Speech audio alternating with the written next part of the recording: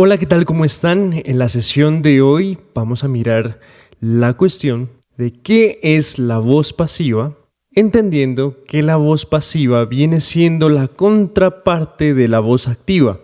La voz activa es aquella manera de decir las cosas que siempre usamos. Nosotros decimos, tengo una casa. No decimos, la casa es tenida por mí. Nosotros decimos, compré un regalo. No decimos, un regalo fue comprado por mí. Miren que la voz pasiva, que en este caso son las frases que dijimos de forma extraña, nos suenan muy raro, pero son bastante utilizadas dentro de ciertos contextos. Algunos ejemplos. Ella presentó la noticia. She presented the news. Ella presentó la noticia. Sería una voz activa.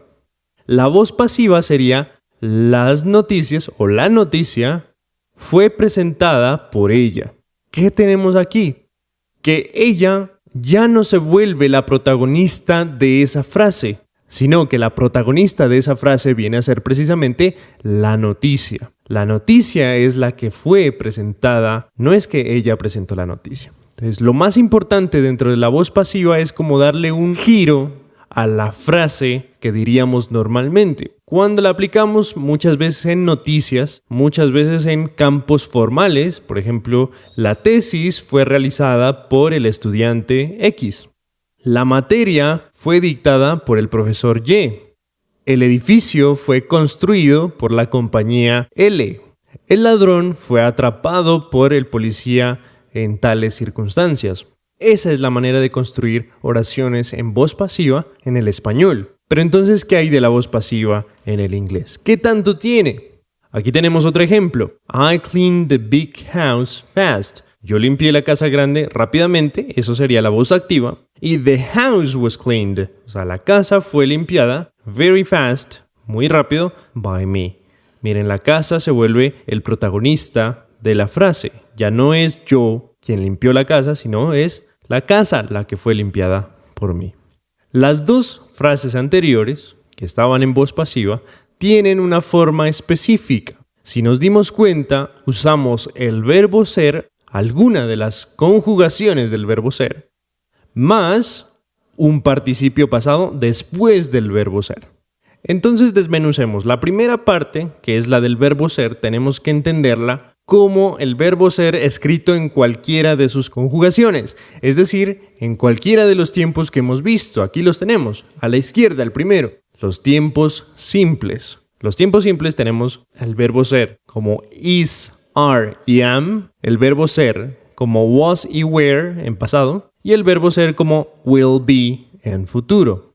En los tiempos continuos no lo tomamos, pero sí vamos a tomar los tiempos que nacen de esos tiempos continuos. En este caso, el tiempo futuro inmediato, que es el que usa going to be, pero con el verbo ser en presente, o sea, is going to be, are going to be, va a ser, van a ser. Y was going to be o were going to be, dependiendo de si es plural o singular, que significará iba a ser si es el singular, iban a ser si es el plural, con were. Este segundo tiempo sería el futuro interrumpido. La tercera columna tenemos el verbo ser conjugado en los tiempos perfectos. Entonces, it has been, ha sido. It had been, había sido. It will have been, habrá sido. Recuerden que los tiempos perfectos hacen uso del verbo tener. Y por último tenemos los verbos modales. It can be, puede ser. It could be, podría ser. It should be, debería ser. It would be, sería. Recuerden que would hace que el verbo que sigue en español termine en ia. Would have sería tendría. Would go, iría. Would work, trabajaría. Would be, sería. O estaría también. It may be, pueda que sea. It might be, podría ser.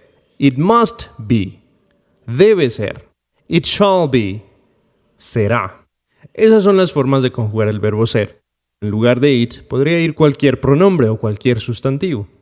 Después del verbo ser, entonces, cuando tenemos la voz pasiva, debemos poner un verbo, pero en una calidad específica que es el verbo en participio pasado. Y esa forma dependía de si los verbos terminaban en ed, que son los verbos regulares, o si los verbos no tenían una forma fácil de deducir, que son los verbos irregulares, que cambian. Por ejemplo, el verbo ser tendría su propia forma, been. El verbo do, como lo tenemos aquí, done. El verbo make, que es hacer, tiene su forma en participio pasado, que es made. Presented, miren, verbo regular, presentado. Built, construido, de construir. Studied, de estudiar, estudiado. Released, lanzado, miren, lanzado.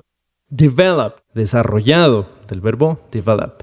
Found, encontrado, del verbo find, encontrar. Cleaned, limpiado, del verbo clean, que es limpiar. Gotten, conseguido, del verbo get, que es conseguir. Said, dicho, es un verbo irregular. Viene del verbo say, que significa decir. Told, contado, no de contar de números, sino de contar historias, relatos, chismes, etc. Viene del verbo tell, en la forma base. Entonces ahí ya tendría los dos ingredientes para formar la voz pasiva. Yo puedo decir, it was done, fue hecho. It was made, fue hecho también. It was presented, fue presentado. It was built, fue construido. It was studied, fue estudiado. It was released, fue lanzado. It was developed, fue desarrollado. It was found, fue encontrado. It was cleaned, fue limpiado. It was gotten, fue conseguido. It was said, fue dicho. It was told, fue contado. Incluso yo puedo tener unas voces pasivas en donde me involucro a mí mismo o involucro a personas, como ya les había dicho. Por ejemplo, si yo digo I was told, o sea, yo fui dicho o yo fui contado, en español se traduciría como se me dijo o se me contó o se me ordenó. I was told to do that. Se me dijo que hiciera eso. I was said, se me dijo, ¿sí? I was found, fui encontrado, miren. I was found. She was found, ella fue encontrada. I was born, fui nacido. Ellos dicen así, fui nacido. No dicen yo nací, I born, simplemente. Ellos dicen fui nacido. Incluso la pregunta es, when were you born? ¿Cuándo naciste? Where were you born? ¿Dónde naciste? Y la respuesta se hace en la misma voz pasiva, ¿no? I was born in 2000. Yo fui nacido en el 2000. I was born in 2010. Fui nacido en el 2010. Para la cuestión de las fechas, se puede pronunciar primero el primer par de números. Por ejemplo, 2010 sería primero decir 20 y después digo 10, 2010. Así de fácil.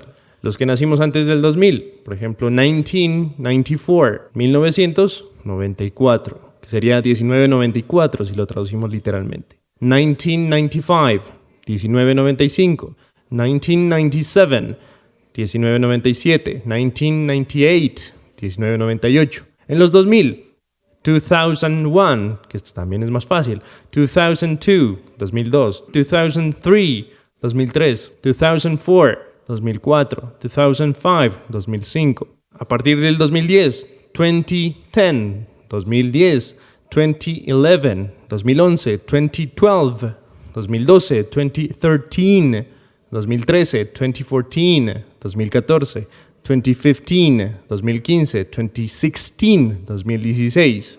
A partir del 2020, 2020, 2021, 2022, 2023, 2024, es en la cuestión más británica. Los americanos dirían 2021, 2022, 2023, 2024, 2025, 2026, 2027, 2028, 2029, and 2030, 2030.